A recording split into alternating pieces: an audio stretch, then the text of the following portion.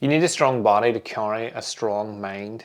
This is something that I've thought about for a very long time. Like, I've met a lot of martial artists, a lot of hypnotherapists, coaches, mindset coaches, a lot of people that were physically weak but believed that they didn't need the physical strength because they had the mental clarity, the mental strength. But personally, I think that if you have a strong body, it's more capable of holding up a strong mind. You're more likely to be disciplined. You're more likely to keep moving forward with whatever goal it is that you have, because you're not going to be as tired, not going to be as sluggish. It's not just about looking good with your top off. It's about having faith and trust in yourself, in your body, in your mind, in your spirit, to actually achieve whatever it is that you want to achieve. Like, I remember whenever I started out martial arts, I've said this before, I hated meditating. I thought it was so fucking stupid and pointless. You just sit there and close your eyes. Look at me, I'm a meditator. Did not like it. But the more I trained, the more I understood that enlightenment, clarity, whatever you want to call it, that was the actual goal. And then when I learned the history of the art that I was learning, the story is great. I love how these stories always start out very logical and then fucking just go off. So the story initially is that the Bodhidharma came to the Shaolin temple and seen all the monks meditating, and he noticed that their posture was bad and they were falling asleep. They couldn't hold a good structure, and he thought, well, maybe if we make the body stronger, it'll make them more capable of meditating for longer, which means you're going to have more chance of hitting the threshold, overcoming whatever it is that's holding you back, and getting to the next part. So he went off into a cave and meditated for 9 years. So I imagine when they told the story, it was like, oh, I just went off there and meditated for a while, and I've come up with these Qigong exercises, which are move and breathing exercises that are going to help you strengthen your body, have more focus, more strength, just so that you can sit down, focus longer. And if you're able to do all these big postures and intricate movements and still be focused and still be breathing and still be comfortable and relaxed, then when you sit and you don't move, it's going to be so much easier. And I just imagine the monks just looking at them and be like, all right, cool. So then they just start adding to the story, and the next part of the story is like, you know, the 1,000-yard stare in martial arts. We just stare down. When you're doing your form, you're just blasting your chi out through your eyeballs. So the Bodhidharma sat in the cave and for 9 years stared at a hole and bored a hole in the cave with his eyes. And everyone's like, all right, that sounds pretty hectic, fair play to you. And then someone randomly just adds in, this is my favorite part of the story. Also, because he kept blinking, he didn't want to blink anymore, he wanted to stay focused, he cut his eyelids off and threw them out of the cave. And that's where green tea comes from. So that was the story that I was told. But if we rein in all the added madness and just think about the logical goal there, it was, I want to meditate, I want clarity and relaxation, and I want to reach other planes of energy. I want to raise my vibration. But my body's weak. I can't do it. I can't maintain the structures, the focus. Like, I'm trying to sit in a pose. Like, if you've tried this yourself, you've probably experienced meditating and part of you going, oh fuck, my neck is tight, or my back, or whatever. And then when you try to lie down, meditate, if you haven't been meditating for a long time, lying down and meditating usually just makes you fall asleep.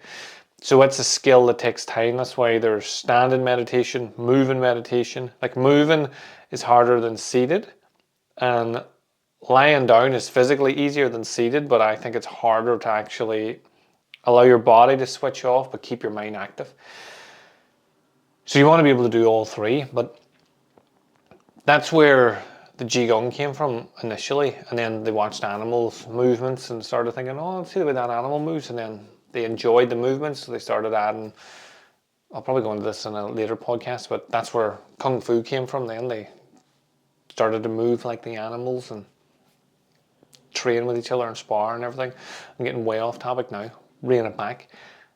So the idea is, You want a strong body so that you can carry that strong mind. So even if you've no interest in physically being strong, you just want to be an intellectual. If you're stronger physically, mentally, you've more range in your heart, like it's able to drop low and it's able to go high without it spiking or panic, without making your body panic. You're going to be able to study for longer, you're going to be able to read for longer with more clarity and more understanding. You're going to be able to take on a lot more information. That's why if you think like in schools, the Chinese schools, they start off with a lot of physical activity. It's not PE, it's just all the time. And then in schools over here, we go in, we've had shitty breakfasts, we've stayed up late, we're on our phones. We go in, we're sluggish, we're tired, we're not retaining anything. And then by the time lunchtime's over, nobody gives a fuck anymore, nobody's doing nothing. So the stronger you are, the more you're going to be able to do of anything that you want to do. But if we rein it back to just developing a strong, clear mind, the strong body holding that up is going to be much better than the sluggish person who's done a lot of meditation, but they're not going to, in my experience and my opinion, they can't get beyond where they are because the body just can't maintain it. It can't meditate for long. It can't stand for long. Like when you do the 5-element Qigong and you're just standing for 20 minutes in one position, fully focused on the energy circling and the body relaxing and the structure holding it. When you're doing that, sitting in a lotus or your version of a lotus, breathing is fucking way easier. It means I can channel way more energy into my vibration to elevate it. So think about this. You need a strong body to carry a strong mind. And the few points that I wrote down is the body is your foundation of presence, discipline, and emotional control. If I'm not strong in my body, especially if being strong in your body and happy with your body makes you more confident in your body, so you're more willing to look at it and interact with it. Anyone that's not body confident doesn't want to sit and restructure and really focus. Like when I'm doing the 5 elements, I'm really thinking about the tendon, the position, where my elbow is, where my shoulder is. Like I'm really focusing on my body. Every fucking nook and cranny is being analyzed for what it's doing. If I don't like my body, I'm not going to do that. I don't want to look at my wee pot belly or my wee man boobs or my lack of forearm. So I'm just going to go, fuck it, I'll just stand here and hope that I'm doing it. Or you know what, I'll just not do that. I'll just sit and do seated meditation because that's what we see all the time. We see seated meditation all the time. So it's easy to think that's the only way of doing it. But whenever you focus on your body and develop it, you're more disciplined because you're stronger, you're not as tired, you're not as sluggish. So it's easy to be disciplined. It's easy to get up in the morning and do your morning routine because you're ready and capable to do it. If you're sluggish and tired and fucked, then getting up and doing a morning routine becomes a chore. So that presence, discipline, and emotional control all will come from strong physical body. The stronger it is, the more aware of it is, the more that you can adapt and change when you need to. Like when I injure myself, like my hip at the minute, I adapt my training, I adapt my seated meditation, I adapt my standing Qigong, whilst I use everything else I know to help that recover. You can't think your way into physical strength. You must train.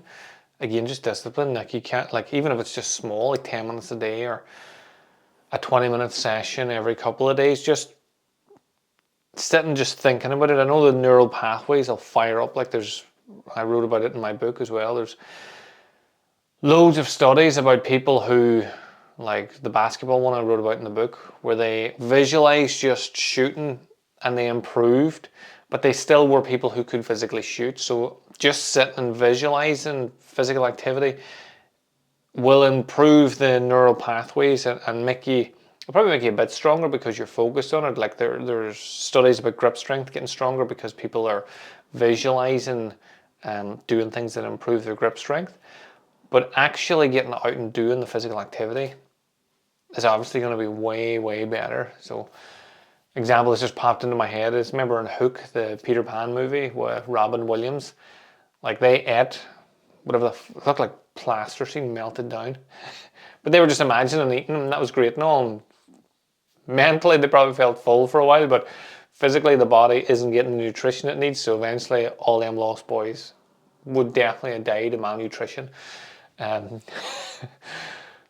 not the best example, but back to the stronger body. So just thinking about it isn't going to do it. Physical suffering is a great way to build your resilience in a controlled environment.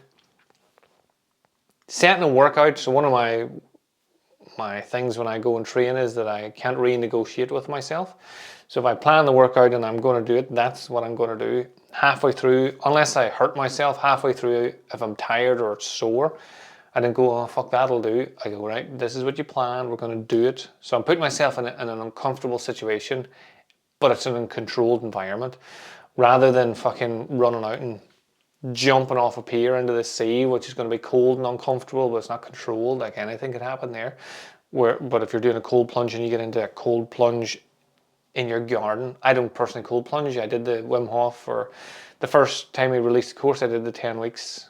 Again, didn't renegotiate with myself. Fucking hated every minute of it. But I did it. Not the breathing. I like the breathing, but everything cold related wasn't for me. But I did it because I said I was going to do it. So if you go into an ice bath, that's a controlled environment where you're making yourself uncomfortable. So it's worth testing these things, and the easiest way to do it is to just fucking go to the gym, work out, go out in your garden, work out in your office. I have a wee walker right there beside the camera, which I suppose I could do the podcast on, but actually I couldn't because it would go and that would be fucking annoying. So every session you complete is proof of your commitment to yourself.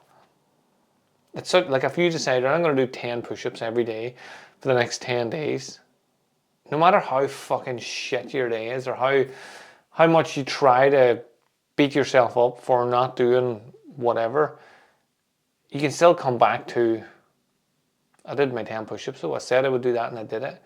Doesn't seem like a lot, it's only 10 push-ups, but if you look at the depth of what you're doing there, there's a lot going on inside those 10 push-ups. So this is related to your challenge for this week. Move daily. Choose one form of physical exercise, training, gym, run, martial arts, and just do it every day for a week. No excuses, just every day. So 10 push-ups, 20 squats. Do one of my routines that's on this YouTube channel. Do something, anything physical for 10 minutes minimum every single day for the next week. Feel free to tag me in any videos you post, or if you're talking about it, or just reach out to me and let me know what you've decided to do. And if you need any help deciding to do anything or with your techniques or anything, just let me know. I'm here to help you. And just do it. And remember then, the stronger your mind is, the stronger your body has to be to carry it. So have a super awesome day, whatever you get up to, and I'll speak to you again soon.